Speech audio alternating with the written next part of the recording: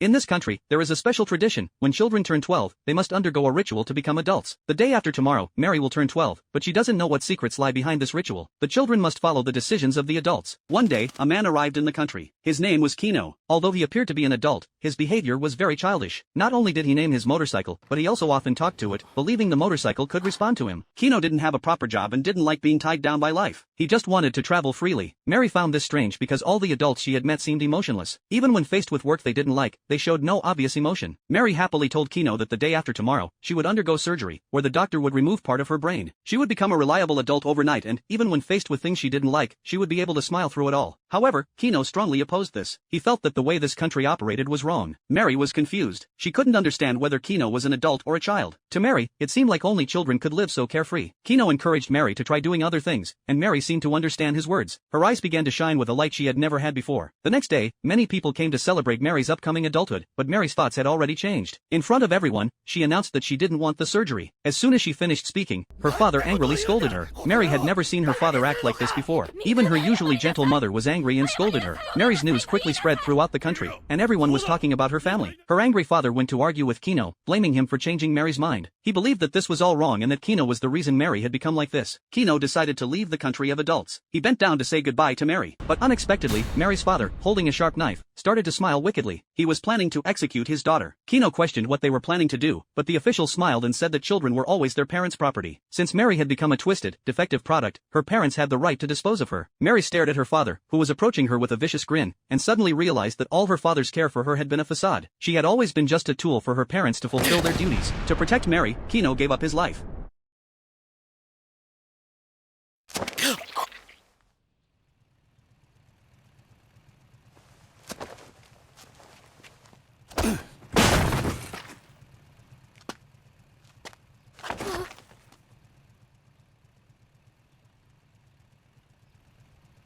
Arya!